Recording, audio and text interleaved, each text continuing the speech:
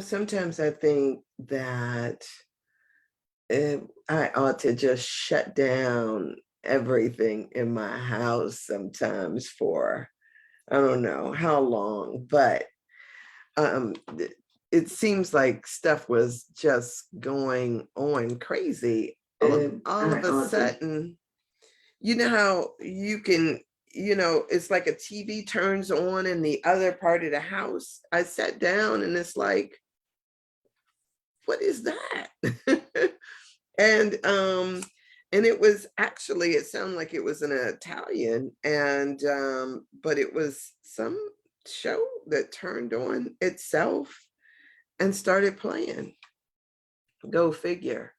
So I was just thinking to myself, I said, I just need to go down at the main switch, like at the box, and turn everything off and give my house a minute to rest before I started up again.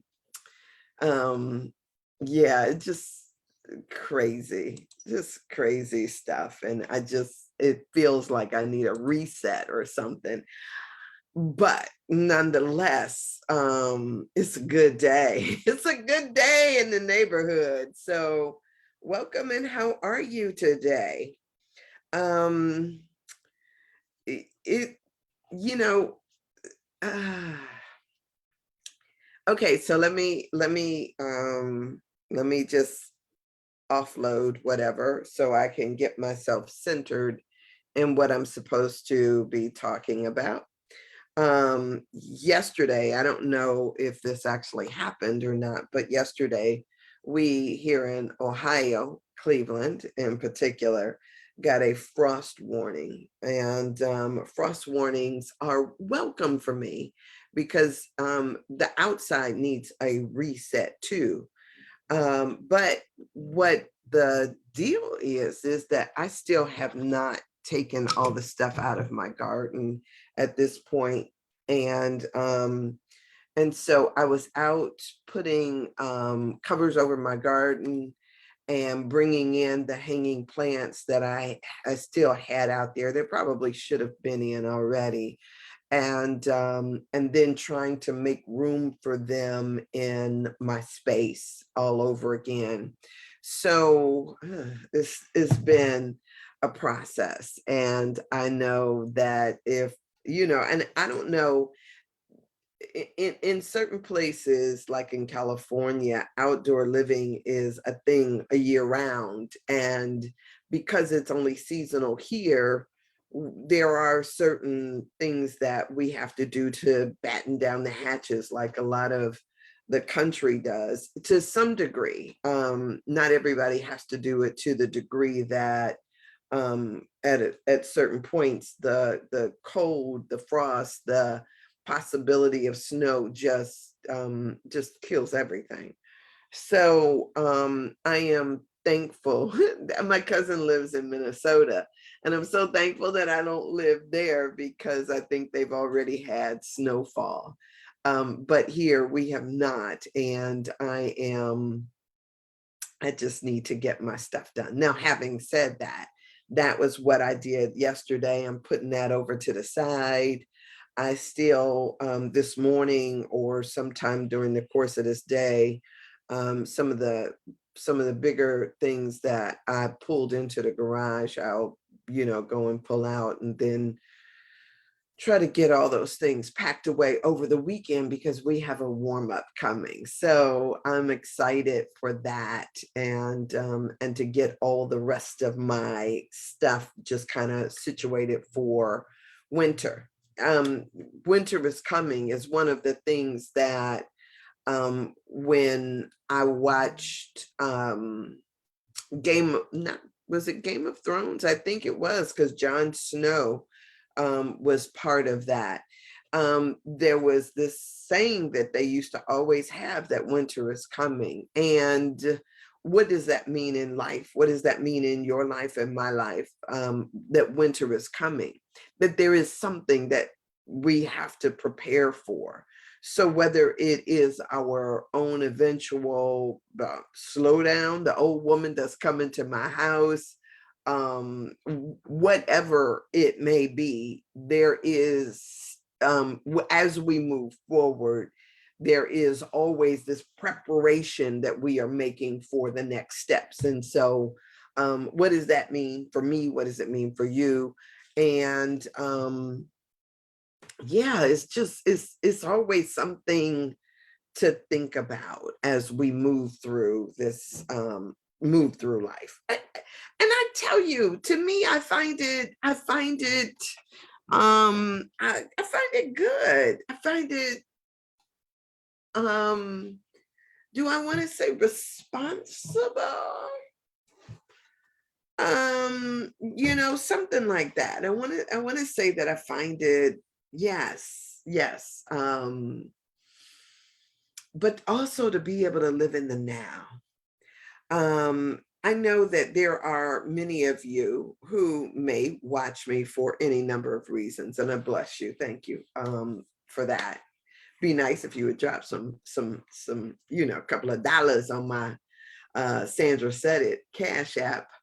But whatever the case may be, whatever the reasons why you are here, I'm here because I do it for me. But here's what's interesting is that there is, from doing what I do, not only meditation, but these talks and so much more, there is this necessity to learn how to live in the present. And I know that there are those of you who are stuck in, do I want to say rewind, or do I want to say the past? Because sometimes we have a tendency to replay things in our minds. And when we're stuck in replay over and over again in our minds, it's really hard to get forward momentum, because you feel like sometimes you're stuck in the past, and there is this tendency to feel the pull of the past with the inevitability of the future and miss the now. And so for all of us, the question becomes, how do I live in the moment? That becomes a challenge, to be able to swim through the stuff that may be your life, right? Because sometimes we're feeling like we're moving bodies and people and relationships and, secrets and all of this stuff out of the way to sort of be in this moment, or to move forward through all of that. There's, in Oprah's movie, that she did, what was that called? She did, not The Color Purple. It was, oh, I can't even think of it right now. Don't I have that book on my shelf? No. She did this movie. Maybe it'll come to me in a few minutes as I talk about it. She did this movie where um, where the man walks in the house, and it was as if he could sense that there were ghosts in the house. It was energy in, negative energy from the past, energy from hurt and pain, was, like living around in her house. And she was just kind of like, oh, never mind that. I forget what that movie was called. But anyway, sometimes we feel like we're living life like that, like there is all of this stuff, we know it's there, whether it is, and I'll throw some stuff out there, whether it is, the scolding or condescending parents, or the kids that teased you at school, or the aborted babies, or the failed relationships, or even images that you may have of yourself in the past. It could be ancestors. And we have all of these different energies that are living in our space. And so sometimes these things, it's almost like a haunting. People live with hauntings and find it really hard to be present in the now. It could be military stuff, things that happen to you in battle, whether the battle was on a actual, battlefront in another country, or whether the battlefront was on your job. I hear people who talk about the things that happen on their job, and none of us are exempt, right? We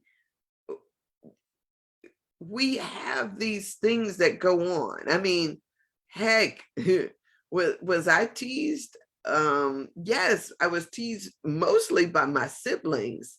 A guy who happens to be, I will say, a man who is in love with me now happened to be a guy who bullied me when I was a kid, pushed me off my bike, you know, did all kind of little junk to me.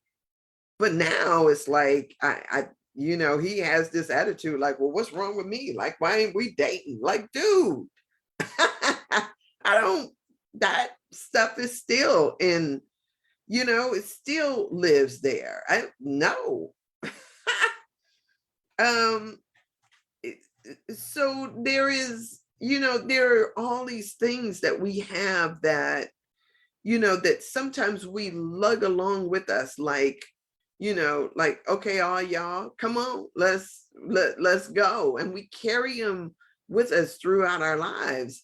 And so the question becomes, how do we find for ourselves a reset button? How do we find a way to live in the present? I will say that that early on, I had taken the idea that I needed to confront my fears.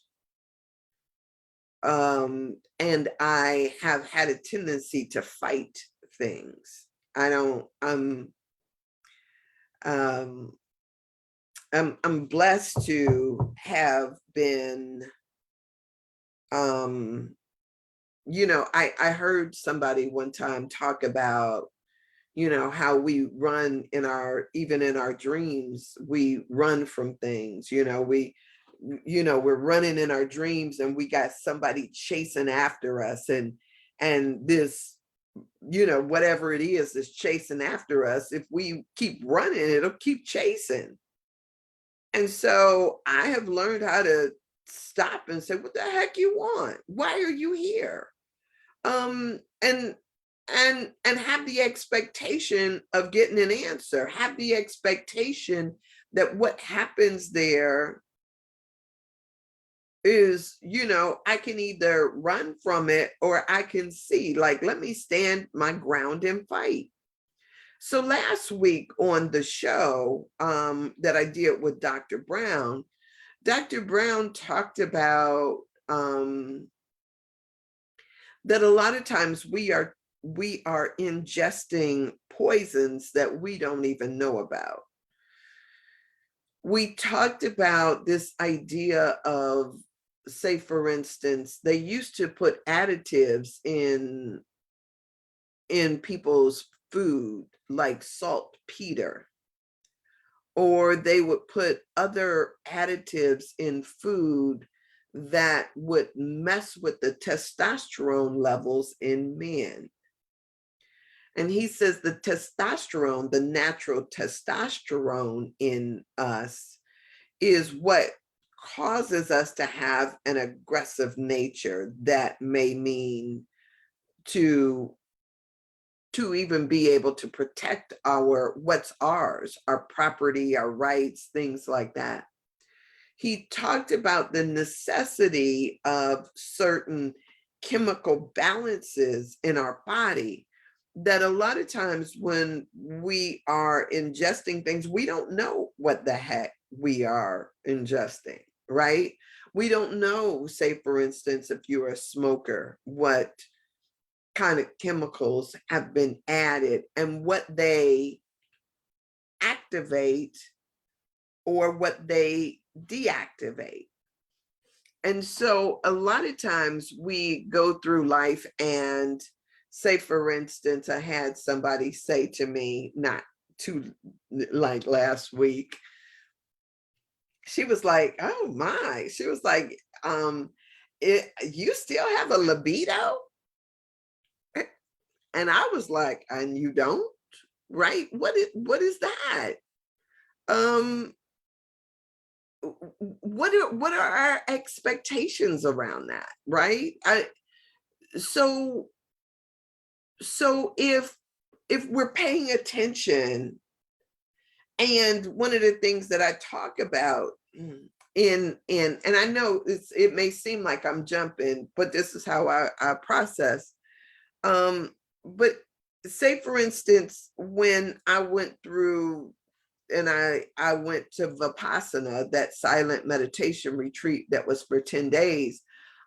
We had to do body scans, and we started at the top of our head and we scanned every inch of our body mentally, now mentally looking for things that might they call them sensations or tingles or dead places in our spirit, so to speak. But it was like you're scanning your body and you're looking for disturbances in what really is, many of us know, as our aura, the energy that surrounds us. But it's, they tell us to scan our skin and do it from head to toe, and you're spending literally hours doing this scanning. We had to breathe, and like say for instance, the first day it was about breathing and just feeling the breath as it touched the hairs on the top of our lips. um and that was an exercise to learn how to bring your energy, your attention, and your focus just to that singular area so that you can feel the in and out of your breath, the heat and the cold of it going in and then it coming out. That really centers you in the moment, when you now then have to pay attention to your breath. So as we scanned our body, they said, pay attention to any places that felt different, hot, cold, where you might have tension, or where you might feel some kind of sensation. And these types of things can be ideas, thought forms, or even sin, or they call them sankoras, that can attach yourself itself to your body. And so you're paying attention. And when you find something in your body, even dead spaces that have no feeling, and you know that they're supposed to, how to bring your full attention to it. So, in a sense, you are healing it by being aware of it. It's almost like your red and white blood cells work. When you feel a pain or something hits you, they rush to that particular area to concentrate in that area so that they can cause whatever needs to happen. Like, let's assess this. Do we need more white blood cells here or more red blood cells here? Are we fighting an infection? Are we clogging the blood flow? What is it that we're doing in that area? So the same thing with our attention. We do it and we scan our entire bodies, head to toe, over and over again. This was the process from India that Goenka was teaching about meditation. And one of the things that he said is that as we pay attention to those spaces, not only are we paying attention to the places on our bodies as we move along, he says, but pay attention to the places that you skip, and then bring your awareness to the reason why.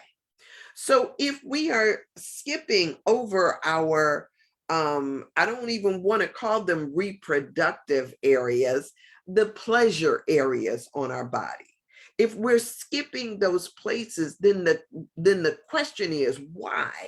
Has somebody told us that they were unacceptable or dirty or undeserving of attention, of love, of care?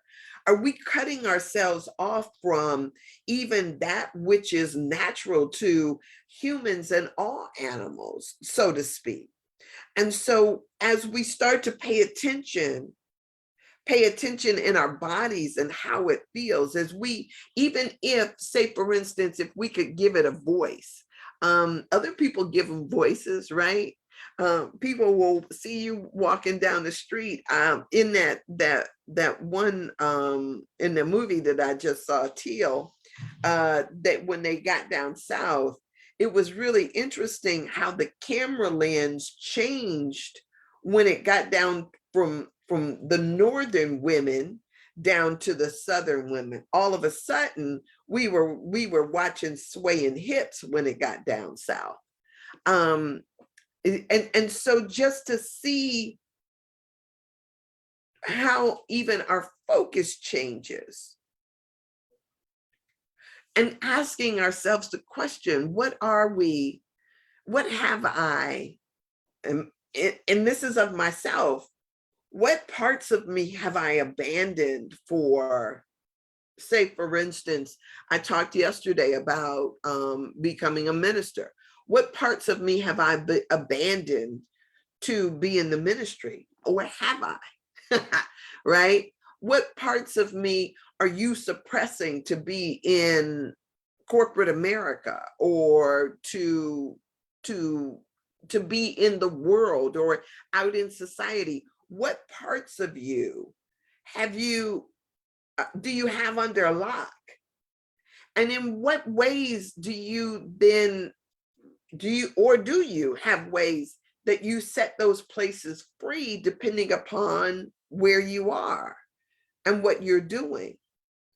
And so as we, this is about full self awareness, not just body, but mind and spirit too. It's a full awareness.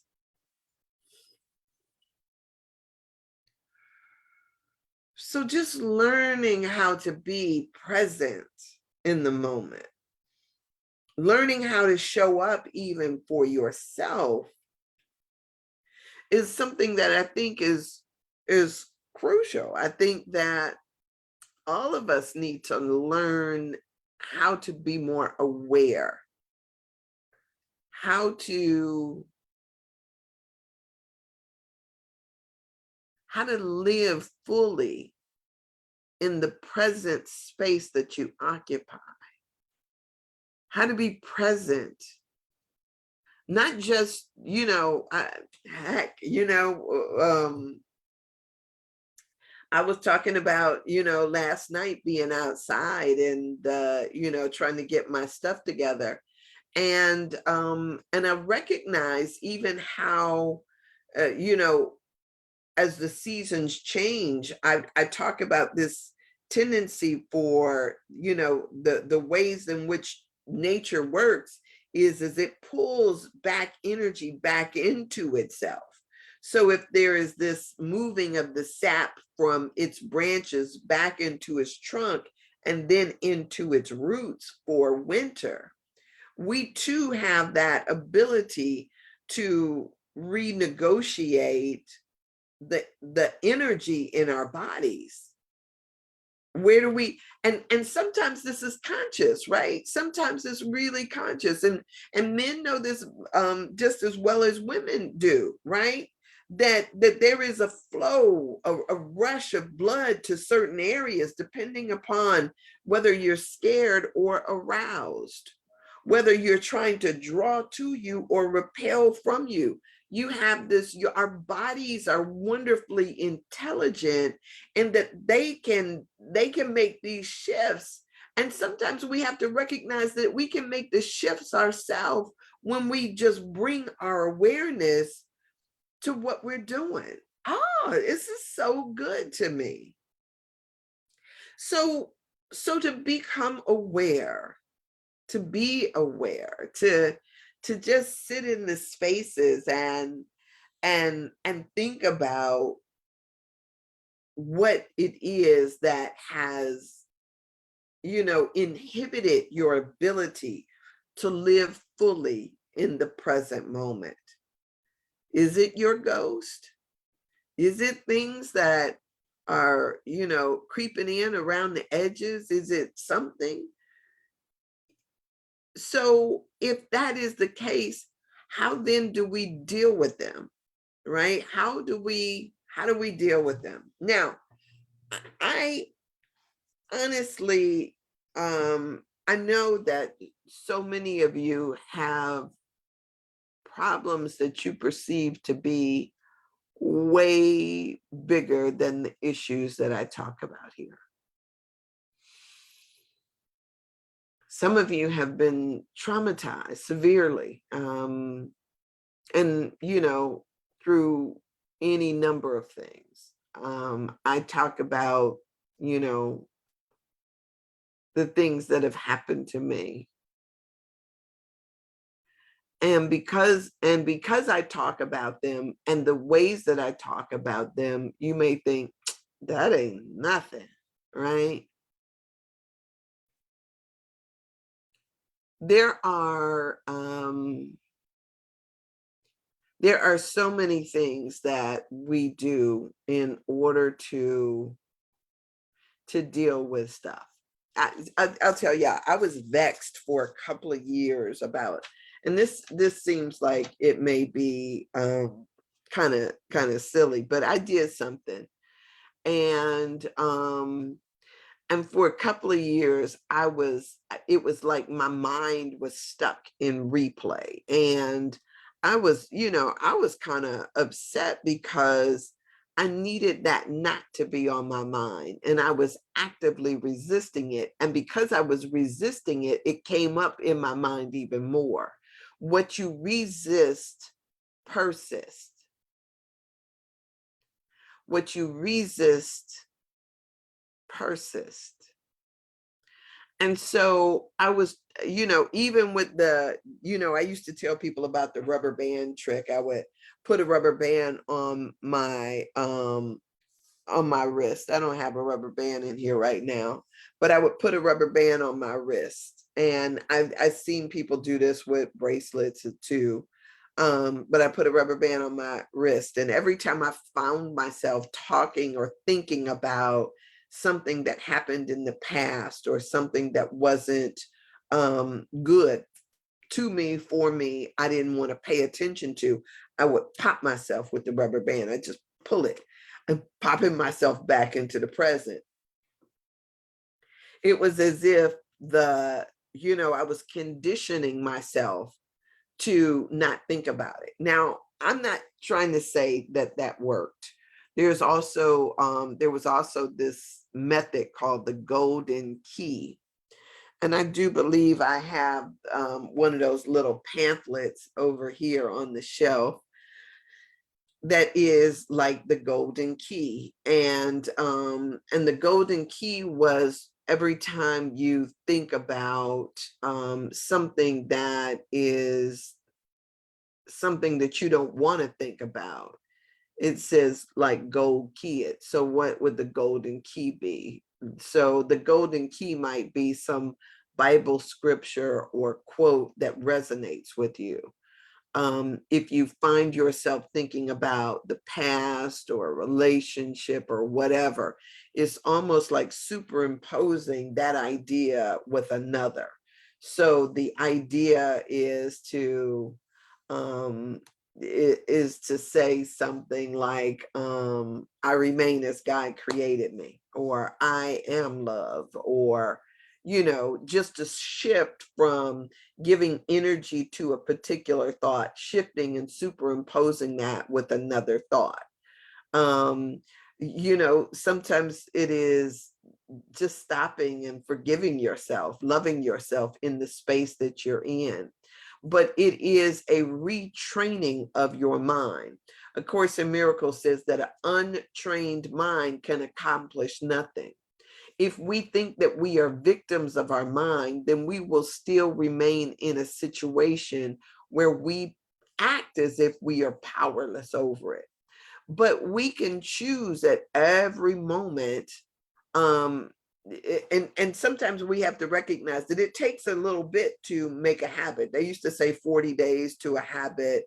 I've read 60 days to a habit. Sometimes it takes a while to change a habit, even if that habit is a person or you know this um Chris, when at his mother's funeral, he was talking about, he says at 7:40, he was like, my phone always rings at 7:40 when I'm driving to work. It's always my mother. And, he says at 7:40 every day is so hard because I have to remember that she's not going to call. And I recognize that a lot of times we have certain things that we are so accustomed to doing, and when that's taken from us, sometimes it's really hard to make an adjustment. It's so hard, but it's not impossible. It's not impossible. We get used to that empty space on the other side of our bed, or not hearing the laughter running through our houses. We get used to the Christmas tree being gone, or we get used to new spaces, new places, new stuff. We get used to it. It's nice when we can choose it, but when it's chosen or when the choices are made for us, I know it's hard. It's the nature of being human, of being sentient, of habit. It's the nature of things. But it's not impossible to change. But it does take work. It does take, reorienting yourself. And so there's a period at which it feels like you're crawling, in this newness. It feels like, you're just learning how to crawl. When you watch a baby learn how to crawl, sometimes they just get up on the fours, on their knees and on their hands, and they just rock because they can't figure out, like, okay, how do I get forward? And then, and then all of a sudden they figure out how to get forward. And when they start going forward, they at first are a little slow. And then it's like, they just like, okay, how fast can I go on all fours, right? And then they start to stand up, and then the standing up becomes the, okay, I'm going to let go of my support now. And, they look like little trying to walk from one hand to the other because, and we celebrate. If we can be generous as we watch babies, as they learn the process of, from being able to just lay there, to being able to roll over, to being able to get up on all fours, to starting to crawl, to starting to stand, starting to figure out balance, to starting to take steps. We know that when we watch little humans, that there's a process, but we're not even that generous when it comes down to ourselves. How do we become more generous with ourselves? To say, I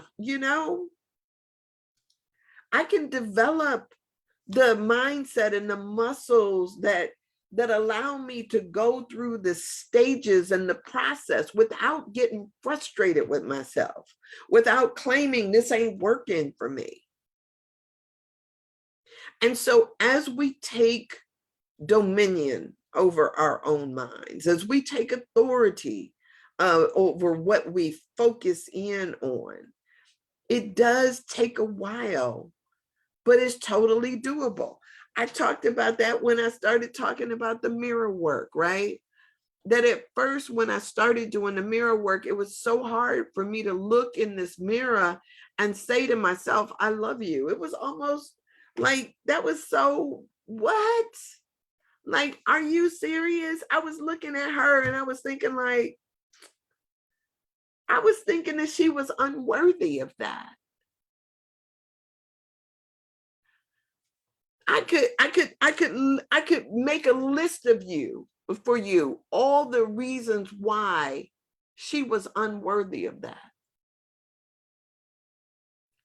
And it was so funny because as I kept at it, as I said it, okay, she, I'm first day, I'm gonna say it 10 times, and I got 200 objections. I got all of this stuff that says no. What people have said, what the places, the things that I have said, the places that I thought I was unworthy, that, I did this, I did that was deserving of criticism and punishment and all of that stuff. And still I had to say to her, and damn it, I love you. And so I did that. I did it. And then I did some more. And then I did some more. And then I did some more. And I was forcing myself. I was forcing myself on a regular basis, showing up and just looking at her and thinking. And even as I looked at her, I'm looking at who was looking at me in the mirror, and I got criticism still. And I had to say, and I love you.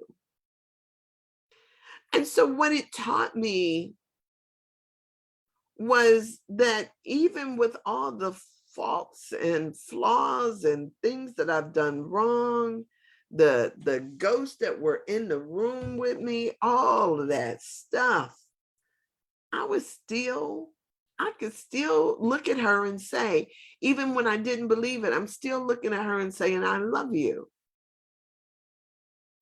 So imagine that, right? Imagine that. Wanting to get to a place of just being able to say to yourself that you love yourself just like you are, right? And I was just looking at my face because, wait a minute, because, getting in front of a full body mirror, stripping down and saying, oh, you look at yourself and you're like, oh, what is, no. It's work. It's work. It's work. I get it because I've been through it. And so, you look at yourself and you start to, and this is not just for women, right? This is not just for women. This is for you men too. To look at yourself in your allness, in just as you are, and to say I love you to yourself is powerful. This ain't by comparison to somebody else, like whether or not you got a six-pack or Dunlap disease. It's not about that. It's about looking at yourself and being appreciative of what this skin suit that you are in, that you've been given. And so, good morning, Everett. So it's about being able to look at all of you. And here's the thing, because what you're choking off in your consciousness, in your mind, you are choking off in your body. So this woman saying to me, you still got a libido, was saying to me that she didn't, same age as me, but it was saying to me that she didn't. And so when I'm sitting up there and I'm listening to her ask me these questions, I'm thinking like, well, why don't you? Why don't you? Is it because you have felt unworthy in that area, that you felt dirty in that area, that nobody is, oh my goodness. And I meet people too that sit there and tell me like, oh, I could never touch myself. Who told you that? Who told you that? I would, yeah, knowing the you are, you are, yes, knowing the you that you are, you know, I'm gonna tell you something, because a lot, and people turn me off when I say stuff like this because it goes against what we've been conditioned to believe. Now, here's the thing though. And let me say this too, because yeah, I tell people about how I would do my prayer work or how I process ideas. And I process out loud. I process through talking and speaking a lot of times. And my question is, would be if I was praying or something like that, I was like, God, how is it that you give me a body and then don't want me to fully inhabit this body? How is it that you give me um sex organs, make it possible for me to know about orgasms and then don't want me to have them? Are you being a deceiver or is somebody else deceiving me? And I sit in that energy and wait for the answer. Now, what I know is that when we are inhabiting our bodies itself has needs. If you don't fulfill your needs, your body will fulfill its own needs. Because if you don't have an orgasm, you'll have a wet dream or you'll have something else, but it's gonna happen because it is like when I used to live in my parents' house, we had those steam furnaces. And when wintertime came, we would go and we would bleed all of the furnaces because we knew that there was necessary to let the water come up through the system. So something had to be let off. Your body is just like that. There is something that needs a release. It's got to find some kind of way of releasing itself, of relieving some of that energy in you. So you may want to say that, oh, I don't do that, or I don't get it. Oh, oops, there it is, right? And sometimes, like I said the other day about our gifts, if we don't make room for them, if we don't give them expression and avenue, it'll burn right through you. So the question is do I investigate the thinking and the thoughts that make me believe that this is something dirty, something sinful, something that I shouldn't think about or do? We got to investigate those thoughts. Sometimes we find out that there is what's the underlying message? What have we heard? And if you can't find anything in your own lifetime, in your timeline, then start speaking to the people who are in this space with you. Start asking the question, what is this about? Right? Why do I feel these hangups? And then wait and breathe into the answer, because sometimes it will come. Sometimes it will absolutely come.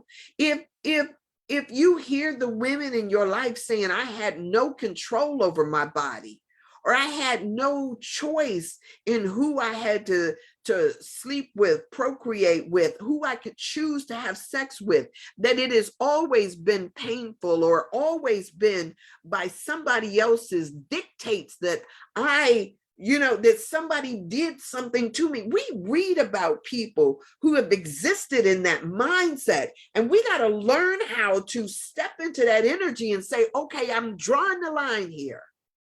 Like, okay, this is what has been experienced. And you know what? The buck stops right here with me. That I am making the change right now. And I'm calling forth something new and something different for myself. Because I deserve intimacy. I deserve love. I deserve to inhabit all of this body while I have it. Tracy says, speak truth. Yes, that's energy. Yes, energy has to go somewhere. We got to do something with it. And so if we are, if you are just sitting back and with the judgments, we got to investigate the judgments.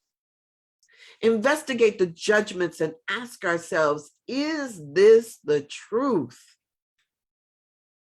Why would you have it if you weren't supposed to use it?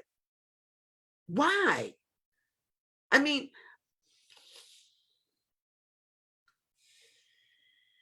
we got to ask ourselves these questions and be able to fully listen to the answers. And I know that there are those of you that are just like, never. I would never. I got a guy friend who told me about that. Like, I you know I I'll ask anybody anything. I was like, you masturbate?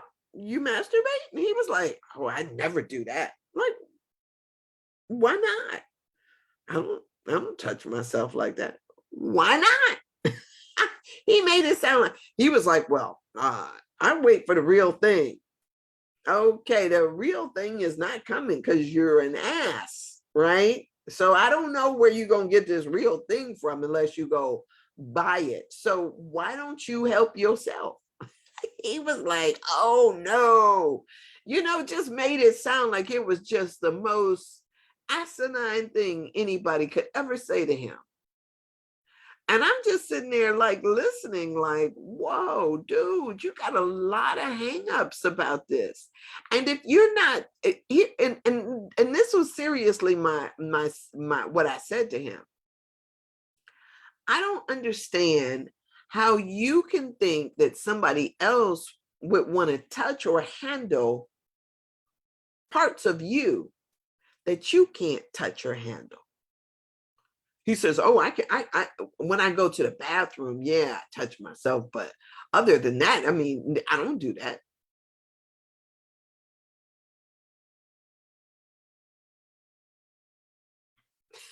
I was just thinking to myself, like, yeah, no. And here's what I'm gonna say. I don't want anybody with their hands on me that already acts as if what I got is dirty because somebody told them so, or because the thinking is that it's such.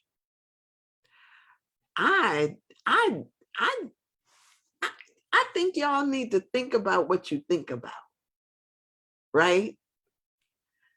Because that just to me is like, if you already got issues and hangups, then it's back up and investigate where that comes from. If you've got thoughts about it, back up and see where it comes from. Where did this originate or start with me? And that's with everything. I know right now I'm talking about our sex stuff, but that's with everything.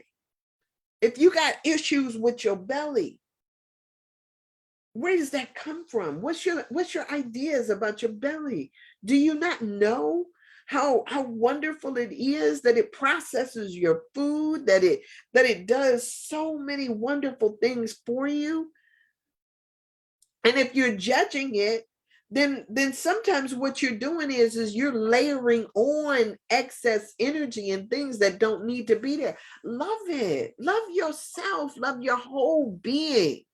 Look, whether it's your chest or whether it's your neck or whether it's your face or your hair, figure out how to love even your hands and your feet.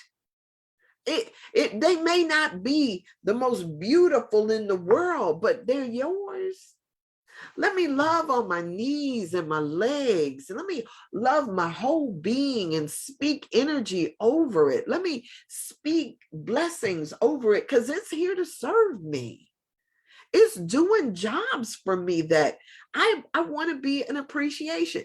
I tell y'all to speak energy over your bed. Thank you for holding me at night. Whether it's the angels, thank you for keeping me company. Let me call in all the forces because for me, everything is alive. Everything is speaking to me. Everything is loving on me. But if you in that space where you even rejecting you, I don't know how you can do that. Yeah, I mean, just and this seems like this should be something that we should just sit in for a week, right? Just to kind of realign our thinking about all of it. Just and this is not just loving yourself through somebody else's eyes. This is loving yourself through your own. Just learning how to just love yourself through your own eyes is just, whew, you are bringing things into your life that is stunting your own growth,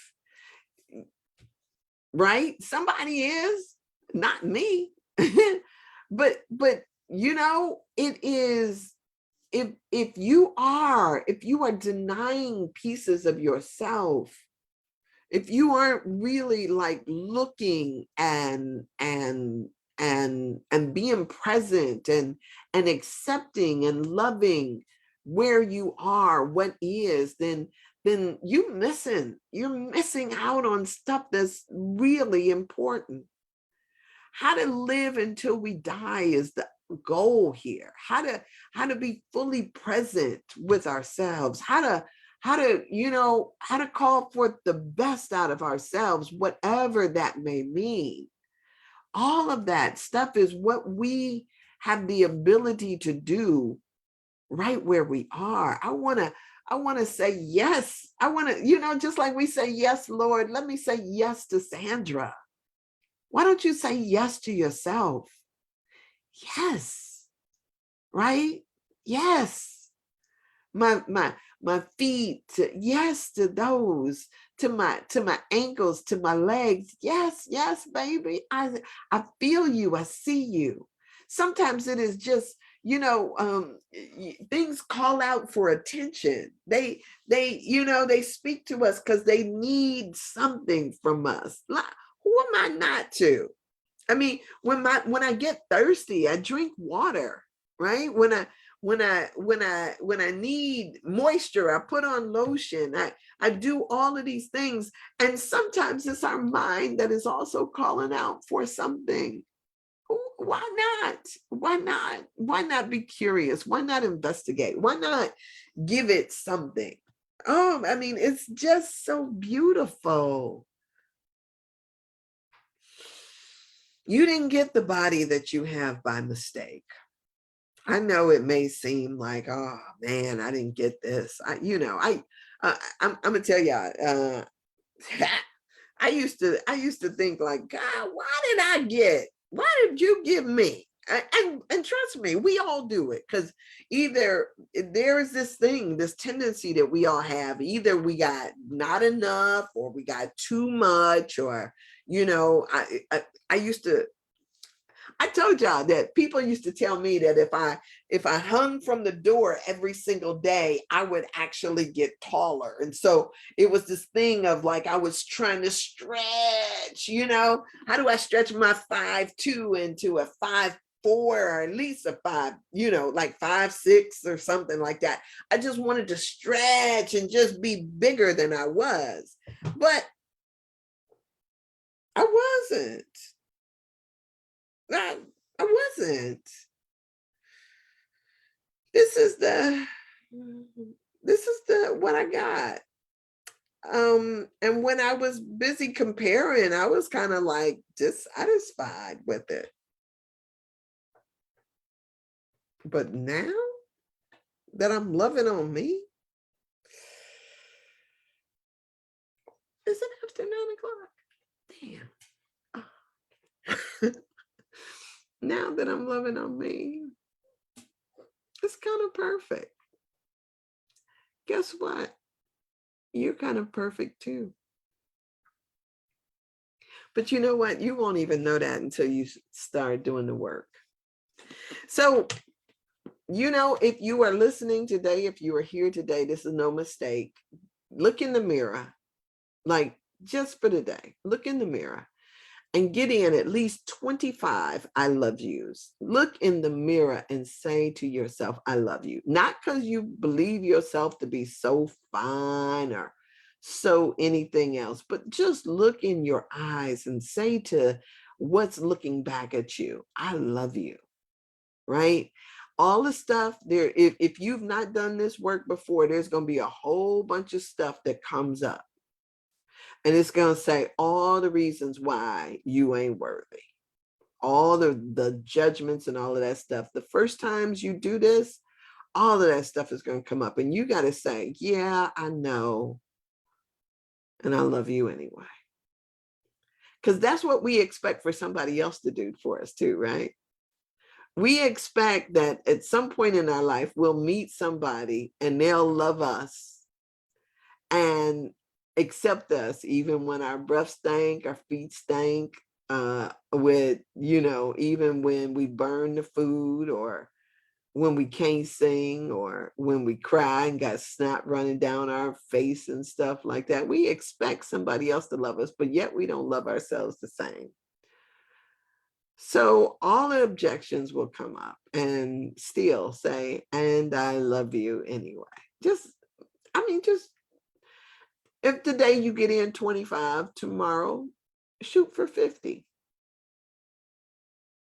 Yeah, and then the next day, double that, 100. When you catch yourself in the rear view mirror, you can get in a couple of I love yous. I love you. Don't run into anybody. Don't get so woo-woo all on yourself that you lose track of what you're doing. When you catch yourself walking past a mirror or a window, just stop and say, hey, I love you, right? And just keep doubling it. When you do 100, then next day do 200. Just try it, right? I trust me, I know it's not easy. It's not easy, but those things worth having normally aren't. We're just trying to, change some mindsets here. Get you to the point where you are, this is one of those things, like, the world should get. And so it's not enough just for me to tell you. You need to, once you get it, then you need to tell other people too. You need to encourage this, encourage it in your spouse, and encourage it in, in your kids, and encourage it, start to speak to your knees and say, I love you. Ooh, I love you, right? Hands, like Morticia, right? Kiss yourself. Ow! I'm silly, I know. All right, y'all. It is Thursday. I'm supposed to be back on here with Dr. Brown today at 11. So I'm gonna go in here and have me a little love fest. I got the sweetest hangover. I don't want to get over. All right, y'all. I don't know. Diana Ross just popped in my mind. So yeah, I'll be back on here at 11 o'clock with Dr. Ross. Who is Diana Ross? No, Dr. Brown. I'll be back on here at 11 o'clock with Dr. Brown. And of course, back on here tomorrow, Saturday. I'm on here every day at some point. So, all right, that's what I got. And I trust that y'all will have a lovable day. All right. And I love you. And I accept you as you are. Hit my Cash App. I love you. I love you regardless, but yeah, hit my Cash App. All right, I'm out of here, and I'll see y'all. Have an amazing, terrific. There's a whole bunch of people I didn't see today. Y'all know I can't see you unless you actually put something in the comment section. Because I'm on an old computer that apparently don't have those capabilities to say who's watching. Be like Romper Room. I see Everett, and I see Esther, and I see Ruth, and I see so and so. I don't see y'all. I see you if you put something in there. Otherwise I don't see you, but I feel you, and I appreciate you being here. And who knows why this particular thing came up today, but it did. So you heard it on purpose. You can't unhear it. You can't unhear it. So let's do the work. Do the work. Love yourself. Pleasure yourself too. You deserve it. See ya.